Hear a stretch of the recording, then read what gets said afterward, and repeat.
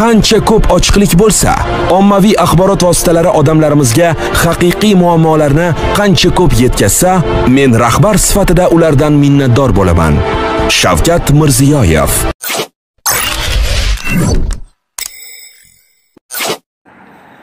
Yana bir odil sudlovdan chiqdik. Bir paytda tanqid qilgandik, endi albatta tanqid qilishni bilgan, uni yaxshi tomonini ham aytamiz albatta. Toshkent shahar orqamidagi bino Toshkent shahar Bektemir tuman jinoyat ishlari bo'yicha sudda hozir ma'muriy ish ko'rildi. Ko'pchilikda xabar bor. Orqamda o'sha jonkuyar komanda Feruz Jo'rabekovni o'z repertuarida adolatli, oliy ma'lumotli, oliy toifali yuristimiz Xurshida Bonu hamda operatorimiz klass A bo'lgan operatorimiz Diyorbek. Sudga kelgandik. Bu yerda ijtimoiy tarmoqlarda juda ham asoslanmagan holatlarda ming afsuski hamkasblarimiz juda ham ko'pi uni kunuz ham olib chiqdi. Boshqa ijtimoiy tarmoq faollari, ayniqsa men juda ham bir hurmat qilib kuzatadigan Mo'min Vafo ukamiz, chunki men u bolani chiqishlarini har bittasini kuzataman, hurmat qilaman g'oyibona. Shu bola ham o'rganmasdan turib kunuz boshqa va hokazolar juda ham ko'p. Sirojiddin Media ukamizga nisbatan tuhmatli video postlarni chiqarishib, ya'ni shafqatsizlarcha kaltaklandi, u bo'ldi, bu bo'ldi, больницаlarda yotibdi, xabar olmayapti ekan degan. Mana sudda bu narsalar o'sha jabrlangan bolani ota-onasi tomonidan ham tasdiqlandi, unday emas.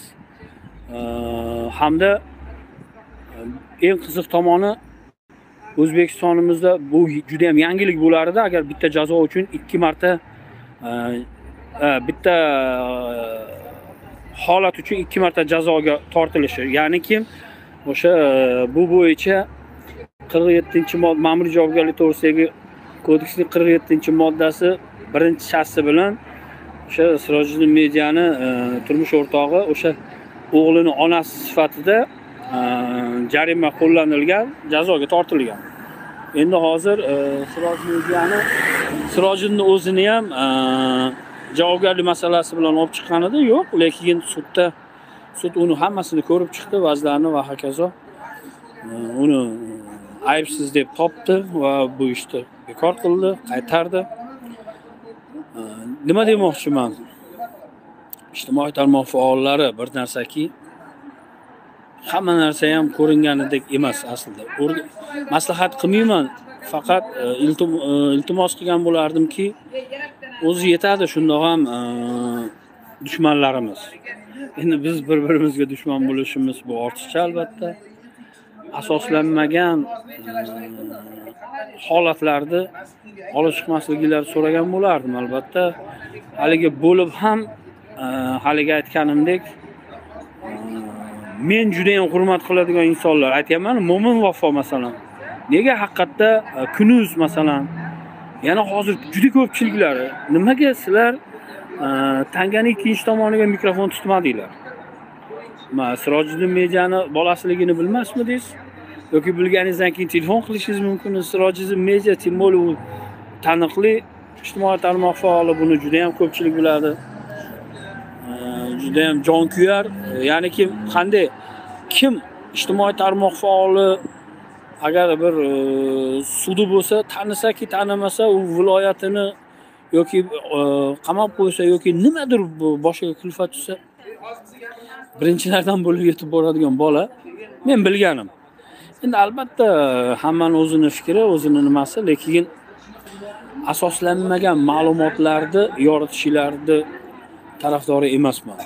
Albatta Toshkent shahar shu o'rinda nima demoqchiman? Oliy sud raisi, Sudyalar oliy kengashi raisi, Toshkent shahar sudlari raisi, Bektemir tuman sudi jinoyat ishlari bo'yicha sudida bu yerda Po'latov ismimdan chiqib qoldi to'g'risi. Po'latov degan sudyamiz bor ekan. Qoyil qoldim, gрамотный o'tirib hammasini cho'tki eshitdi va adolatli qaror qabul qildi. Shunday sudyalarimiz ko'p bo'lsin, bor bo'lsin. Xudo xolasa. Nima deyishga endi so'zimiz kam. Nima bo'lganda ham mayli. Sog' bo'laylik, salomat bo'laylik. O'zingizlarni ehtiyot qilinglar. O'zgaga tuhmat qilishdan yiroq bo'laylik albatta. Yaxshi kunlarda ko'rishguncha o'zingizni ehtiyot qiling.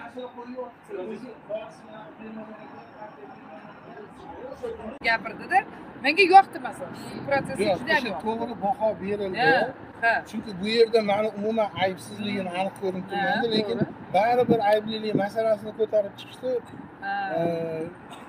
Lekin baribir adolat qaror topdi. Bu degani tushuntirgan bo'lsangiz kerak, bu ish yopildi, hech qanaqa ma'muriy huquqbuzarlik yo'q deb topildi va ish yopildi. Aybsiz deb topildi. Bir xilgina yozyapti-da, tarbiya bermabdi, o'qitdi, buni qilibdi, suddan nolayapti deb aytganlarga aytmoqchiman-da. Mana sudya hal qiladi. Biz o'zimizcha gaplarimiz bilan hal qilamiz, to'g'ri? Bizga ham o'sha noto'g'ri deb hisobladik, berilgan nima qo'yilgan nima edi o'sha statyalar noto'g'ri, moddalar noto'g'ri deb hisobladim. Bu bo'yicha ko'p mutaxassislar bilan gaplashdik. Mana sudya o'shani tasdiqlab berdi. Bu yerda endi o'zim bo'yicha aytadigan bo'lsam, bu ish bo'yicha meni aybim umuman yo'qligi tasdiqlandi. To'g'rimi? Shunday. Ya sudya odilona, adolatli qaror chiqardi. Shunaqa sudyalarimiz ko'p bo'lsa, doim shu gapni aytamiz. yana sud protsessi o'ta chiroyli o'tdi, bir san'at asariday bo'lib o'tdi. Menga yoqdi. Menga ham yoqdi. Mana sudya yosh yigit ekan, lekin sud o'tkazish tartibini bilar ekanda. Zo'r o'tdi. Mana biz ko'p sudlarda bo'lamiz. Haligi sudyalar umuman boshqacha fikrlaydi, yo bo'lmasa bilmayman, xayolida boshqa narsa o'ylab o'tirib, uxlab o'tirgan sudyalar ham ko'rdik o'tgan safar bitta sudya. Hozir yana bir sud narsani aytib protsessi o'tdik. agar ko'rgan bo'lsangiz. Jabrlanuvchilarning aytishi bo'yicha hozir menga aytyapti. O'sha blogerlar kelganda, ikkinchisi Vafo Mo'min degan bloger kelganda aytyapti. O'zi bizni qidirib topib keldi deyapti. Kelib uni kim yuborgan bilmaymiz. Yo'q desak ham siz bermasangiz bo'lmaydi deb turib bizni mana shunaqa nima qilib shunda bosim o'tkazgandek qilib bizdan intervyu oldi deyapti. Bu narsa bizga ham kerak emas deb aytishyapti. Endi blogerlarga ham insof bersin, ijtimoiy tarmoqda faollarga ham insof bersin-da. Bu bitta narsa, hech kim masalan bu narsani sug'urtalanmaganda, masalan kim qayerdan biladi, ertaga balki u o'sha Vafo Mo'minga qarshi shunaqa pozitsiyalar bo'lib qolishi mumkin. Buni hech kim bilmaydi-da. Lekin u teskarisini aytayapti, bular chaqirdi deyapti. Endi buni Xudo biladi, Alloh biladi. Balki u to'g'ri gapiryapti. Endi boshqalari ham ko'rdik boya, bir yozgan, haligi alamzadalarimiz bor-ku, bizni sevadigan alamzadalarimiz darrov shu vaziyatdan foydalanib, mana Sirojni media aybdor deganday qilib chiqardi. Ya bitta narsani hech unutmaslik kerak. 14 yoshli bola xatti-harakati uchun u Andijonda yurgan otasi to'g'ri, qaysidir ma'noda bir anaqa bo'lishi mumkin, lekin otasi sifatida ehtiyotsizlikda bu bolani velosipedda ketayotgan bolani to'xtataman deb, bu velosiped oyog'iga o'sha turtilib ketgan, yiqilib tushgan. Bu narsaga endi bunaqa katta hammada bo'lishi bolalarda. To'g'ri qilgani aniq. To'g'ri. Noto'g'ri qilgani aybi 100% bor. Lekin bu narsani buncha olib chiqib, katta jinoyat ishlari ochib, to'g'ri qilish kerak emasdi. Keyin onasini o'sha chora ko'rilgandan keyin otasiga nisbatan ham ikkinchi chora ko'rish kimga kerak bilmadim. To'g'ri. Yaxshi ham mana shu o'shancha aytamanda sudlarimiz shunaqa sudlarimiz odil sudlarimiz bor ekan, haqiqat qaror topaveradi. To'g'ri. Ko'ryapti, masalan, kerak bo'lsa biz Bektemir sudlarini ko'p tanqid chiqamiz. Shunday.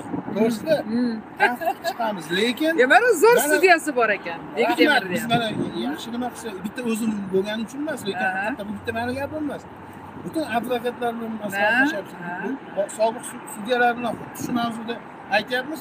Sizni umuman olib chiqish zarurati yo'q. Shu zararlar qoplanayotgan bo'lsa, qoplangan deyarli. Faqat endi yana qanaqadir endi 6 yildan keyingi narsada endi qilinish kerak bo'lgan muolajaga kishiga $1,500 so'rashgani menga masalan sud paytida shunda ham siz borku, ko'nglingiz keng odam ekansiz, rostdan Sirojin aka. Men sudda ham aytdingiz-ku, mana marhamat, agar shu zarurat bo'lsa men qilib beraman. Meni o'g'lim orqasidan yetkazilgan hamma zararni men qoplab beraman deb va'da berganman.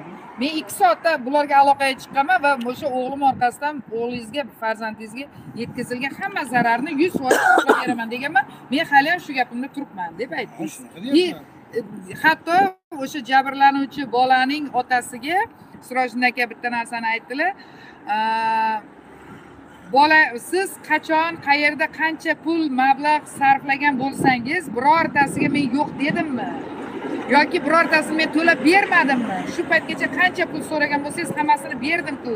Hatto yonimda bo'lmasa, kimdandir olib qarz olib bo'lsa ham sizni o'sha bolani sog'ligi biz uchun birinchi o'rinda deb qoplab berdim dedilar. Men masalan to'g'risi sizni Sirojin aka o'sha vaziyatda anaqa to'lqinlanib ketdim aytgan gapingizdan. Hamma ota-ona ham unaqa emasda.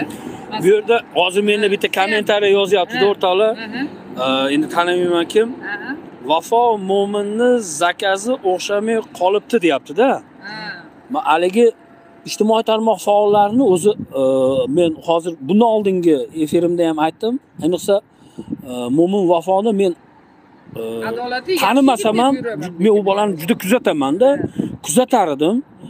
Ko'nglim haligi sal ranjidiki, mayli ular o'zi chaqirganmi yoki bular mo'min vafo yo'q, Sirojdan. Sizga buni unaqa temasi emas, bunaqa. Yo'q, bitta narsada mo'min vafo o'zi izlab topganmi yoki uni izlab topishganmi, nima bo'lgan taqdirda ham keldimi, tanganing ikkinchi tomoni borligini bilish kerak edi. Bu bola bilar edi. Ayniqsa bu tanganing ikkinchi tomoni masalan ijtimoiy tarmoqdan yo kameradan yo efirlardan qochadigan odam emas. Sirojin aka keling birgalikda qilamiz shuni. Kerak bo'lsa bu ota-ona ham kelsin, mana siz ham keling. Birgalikda efir qilamiz deyish ham mumkin edi. Endi haligi u sizni bolangizmidi, men sizni bolangizligini bilmasdim deyishlar bu chistali yosh bolani aldash.